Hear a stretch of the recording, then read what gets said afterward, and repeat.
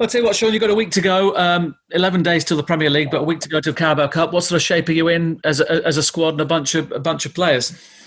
Well, we're getting injuries back, which has been good. Ashley Barnes is back with us, training only yesterday though, but training with the first team, if you like, as normal. So that's pleasing, and he's feeling good so far. Obviously, it's early yet. He's fit as regards to the science side of things. It's now about the football side of things. So it's very early yet, but he's showing good signs. Cork is going to be a little bit longer, obviously, but making good progress. Ben Mee's still got a slight niggle in his thigh. So although he's out there and he's getting work done, he's still not with us yet. So they're the main three at the moment. The other lads who'd had a few ups and downs, Johan in the past and Robbie and Woody, for example, they're all good at the moment. And obviously Robbie got 90 minutes in the other day. Johan didn't go with the international scene, but he's got some training in here and a game, of course, as well. So I think on the in-house, I think then that's favourable. And obviously on the out-house, then we're still looking.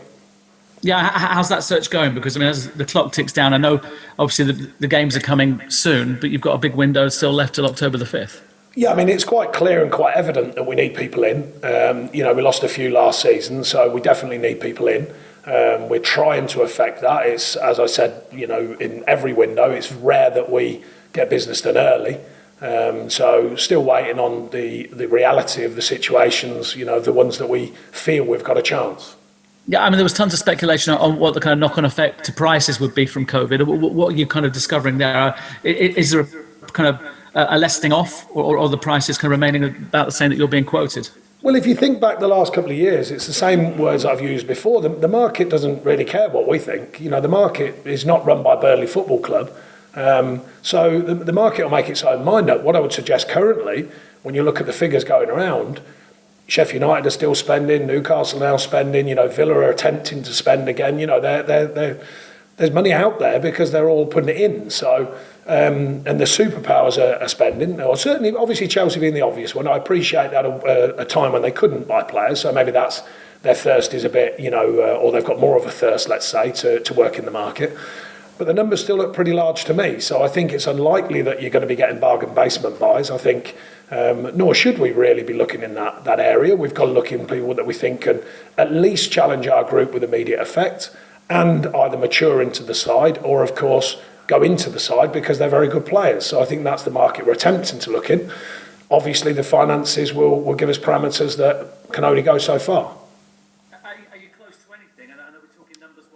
We're not close to anything at the moment, no. But that's often the case. When I've been here all these years, it's very rare. Apart from cheaper deals, not cheap, but cheaper deals that we tended to got done a bit quicker. But anything that has any, in our world, when you start adding millions onto it, then it's a difficult moment in time for me to get them players done. But numbers-wise, are you looking at kind of 3 or 4? Is that the sort of ballpark in terms of additions? Well, the chairman and the board spoke to me about the numbers they felt were needed over the coming sort of 18 months. So they're aware of what's needed. It's how many we can push on, and then it's not only push on. There's always speculation about names and prices, but at the end of the day, it only matters what comes in. It's only the outcome. We could be linked with everyone. As I've said, we were linked with Messi, rightly so. It looks like he's settled again, so that's unfortunate for us. But no, generally speaking, it's about getting them in. It's about getting the outcomes, not the sort of process to try and get the outcomes. But also about keeping rather than letting players go as well. I mean, you're in a strong position. I mean, we know that there's been interest and even an offer for James Tarkowski. Where does that situation lie right now? Yeah, I mean, look, there's in a kind of healthy way, we've had speculation on our players from, the first year I was here. Back in the day, it was Charlie Austin, then Danny Ings and Trips, and, more latterly when you go on to your Michael Keanes and your Andre Greys, and recently some of our players as well. The main three, the obvious three that have been linked, Whitey and Popey and Taki, and, there's as well behind them. But that's kind of, been involved in the history that I've had here. So I don't think it's new to us. The club's in a very, very strong position financially, that's for sure. So there's no overwhelming desire to be selling players. That's quite obvious. Do players have a price at any club? Yes, they do. We've seen that across the board, across the whole of football. Eventually, a day comes. If someone's going to hit a certain number, then all clubs, not just Burnley Football Club, have to make a decision. if that comes, the chairman will make that decision. I don't control their moments, the chairman does and the board. So we'll have to wait and see, but it's fair to say we're in a very strong position. So therefore, we're certainly not in the business of getting rid of our best players on the cheap, that's for sure. But in James Tarkowski's case, is that price tag around about 50 million? Is that the sort of figure? No, the price tag is what someone offers us when the board and the chairman say yes. That's what the price tag is. And at the moment, he's happy, obviously, to be a Burnley player, and you're happy to have a season where you're planning with him. Yeah, I mean, look, with Tarky, I think like a number of people in the game, but I think we're all, on this occasion, I'm quite amazed, actually, that he was not in the England side, or certainly in the England squad, sorry. And Dwighty as well. That's been a big surprise to me. But as I've said very, very many times, actually, I've got a really good relationship with Adi Boothroyd for obvious reasons, and with Gareth. I totally respect it's not easy to make them decisions of who you're calling up. But I think on this occasion, it's probably the most surprised I've been with Tarky that he's not involved with the England setup for these games. You mentioned Gareth Southgate before I did. He talked yesterday about the kind of role of the manager being a different thing. He talked about being almost a dad to some of these players with what happened with Phil Foden and Mason Greenwood. Has that role changed? Has there have to be kind of more? I think the biggest change. I think the biggest change in that, and it's. I will say, I think it's tougher with the England side of things because you've got this difference of different characters, different players, all coming in and out of the England setup at any given time, all from different backgrounds in the clubs, different cultures, different environments, different managers and coaches laying down the kind of responsibility for playing for their clubs, and then they go to play for England, let's say. So I think that's probably more tricky to lay down them guidelines. This is how we work. I think in this case, the modern challenge of a manager is not so much on the pitch. I don't think there's many managers who don't know what they want on the pitch, regardless of when people shout that you don't know what you're doing, but that's standard. I think most managers know what they're doing. Off the pitch is changing radically because of social media. It has changed enormously. I think probably the surprise to me, looking from the outside in, is two young, highly talented players have actually got trapped in that social media world. Trust me, my lad who's 17 knows a lot more about social media than I do. So that's probably the surprise to me, that's happened when in a world that is their world now. Youngsters now, social media is a massive part of their being. So I think that's probably the surprise to me. Can it happen? Yes, I'm sure it can. Has it happened? Yes. Is it an anomaly that it's happened? Well, the only thing for me is that these youngsters are very sharp on that sort of thing. So that's probably the biggest surprise. And I imagine the other difficult thing is you had the kind of COVID and the precautions there and what players have to go through almost on a daily basis. And you have to keep reminding them that this has to be done as you would do a parent with children washing your hands and that sort of stuff. Yeah, I think look, I'm not going to over-egg that one because I will say I think it's a strange situation now for the players and for the staff and for football clubs because our guidelines are miles in front of just living.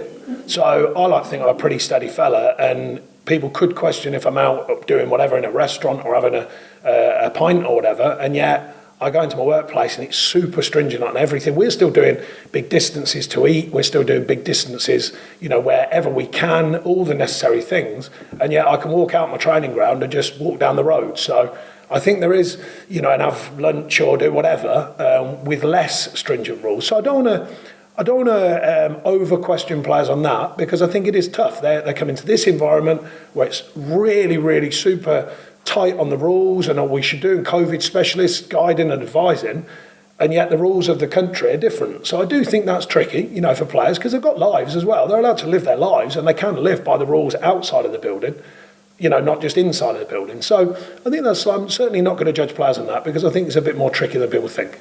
When you looked on last season and you looked at 10th place, is that about where you think kind of Burnley are at the moment, or was that punching? No, I think I've said many times every season's a restart. We've had a lot of challenges at the end of the season, losing players, the end of last season, losing players. We haven't corrected that so far. There's no guarantees to every season we're in the Premier League, that's for sure. We have to work hard for everything. We have to work hard for every inch of what we get here. So no, we don't go on them guidelines. I just think if you're going on them sort of guidelines, that's when you've got to invest heavily every year. And you see the growth in clubs often, not always, often, they keep investing year on year on year to then find that kind of level where they think they're appropriately at and then see if they can go beyond that, of course. That's not always the case here. So we have to remodel, replan and restart every season with an open mind to take on the challenge. But I guess one priority is starting this season better than you started last season. I think it was 3 wins after 3 months, which then meant you had to finish fast. I think that the idea of every club, by the way, no matter what the challenges that you face are, is to find a way of being as strong, if not stronger, than the previous season. That's regardless money or no money. That's just regardless of that. Now, you do that through development of your players, education of your players, their own personal development, how they're moving forward. But of course, I think it is appropriate, and certainly in our case, we have to be invested in the side because we've lost players. So it's a numbers game, and also supporting the group that we've got. You know, we can only give so much support as a staff. Eventually, as a player, having been one for 20 years, it's a good feeling when you see someone coming in and you think, all right, you know, let's see what they've got to offer. And that, of course, pushes the group as well. You know, it's not just the coaching style and the coaching methods. Often it's that challenge that comes with putting new bodies into a group, that stimulus that comes where they think, all right, okay, there's another challenge, another threat, if you like, coming my way. And players often respond to that. So I think we've got to find that balance that we've looked to do many times. But kind of taking that into account, does it make it more difficult having to do your transfer business late without a pre-season? Because you'll be winning games by what you sound, you know what you're saying in terms of time. Yeah, I mean, look, James, you've known us a long time. Doing business early costs a lot of money. You know, this club historically has not been in a situation where it wants to do that. So therefore, that's just part of my time here. That's been, you know, well documented for nearly 8 years, approaching 8 years. So it's not a new challenge, but it is a challenge because you're not getting the time to work with the players and integrate them as quickly as you'd like. So that's the moment when it does go out of my hands, you know, to get these deals done. Just a final point from me. I looked at kind of the stats from last season, and your home record and your away record are pretty much similar, and they were when you finished with 54 points, you know, a couple of seasons ago. Is that a sign that this group of players is used to playing in the Premier League, or at least it's not spooking them going away from Turf Moor? I think some of what comes with experience in the Premier League is learning about the different ways that you have to find results. You know, there is a gap between home and away. We know that statistically. I mean, particularly, you know, teams outside the sort of superpowers there is. As everyone knows, our first season in the Premier League, we found it very difficult, didn't get our first win till later on in the season. We addressed that as a staff as well, looked at different ways that we were working. We addressed it with the players. I'm pleased to say the players, hopefully from guidance we give them, but also their natural maturation into being a Premier League player, you know, or a more recognised Premier League player, and a more experienced Premier League player. I think that adds its part as well. So a lot of credit for the players. But it is difficult. Statistically, away in the Premier League is very difficult. It is at home, by the way. But usually, team stats are better at home. We're finding a nice balance over the last few seasons where we've at least been getting some, I think, at least decent points away from home. Whereas our first season in the Premier League was very tough. I'm pleased to see that we've adjusted that, we've looked to adjust it, and the players have taken that on. Top stuff. Thank you. Thank you. Thanks, James. Thanks very much. Alex Howard of the BBC. Are you there, Alex? Hi, yes, I'm here. Hi, Alex. Thank you. Alex, how are you? Hi, yeah, not bad. How are you? Sorry if I touch on a couple of questions you've answered. Been having some technical problems, so thank you. So lots of people are complimentary of what you achieve at Burnley and the job you've done. How would you keep battling against the odds, and how would you keep that going, and what do you hope to achieve this season?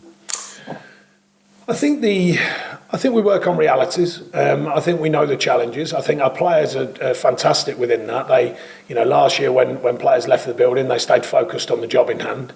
I think we've been knocked a few times down the years, and I think our players respond to that because that's not new ground for them. So they deserve massive amounts of credit. I mean, look, I've always said, you know, my belief in coaching and management, you can only give good information and guide them to where they want to be, or hopefully want to be, which is improving and developing. And I think we've done well with that. So I think the challenges that come our way, we're kind of used to them. We know we continually need support because that's just the way it is in the Premier League. But sometimes that support can be at least started, and it always is here, in-house. It starts with what we can provide the players, what they're going to look at each other to provide themselves and the team, and then we build on the back of that. So I think they deserve a massive amount of credit. I caught the back end of the recruitment question there. So in terms of recruitment, does that limit where you can get to, or do you think you can still achieve your best ever finish without it? Well, I've spoken of the guidelines here for many seasons, you know, and they're pretty tough at times. You know, there's a certain manner that the chairman and the board want the club to run. I understand it. I've been here a long time, and I've been talking about stretching that for certainly 2-3 seasons now. It's always a question mark. So we don't do budgets, so I never know what the budget is. So we're just going to have to wait and see, what's available and how far we can push it. So how soon or how late in the window will you know how far you can push it? Is it deal by deal, or is that conversation ongoing? Yeah, it's just ongoing, and fingers crossed time that deals can be pushed through, because the sooner the better, regarding planning, regarding getting them players into your group, working with your group, getting used to what you want from them and what the group kind of demand is, if you like, and the culture, the environment, etc., etc.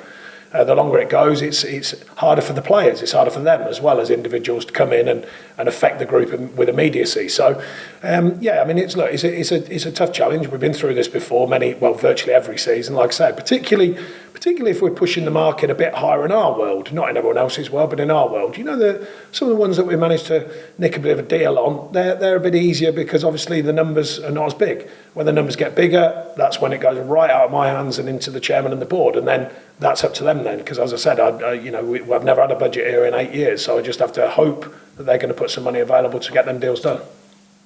And on Tarkowski, how much harder is it now to find a deal like that in the current market?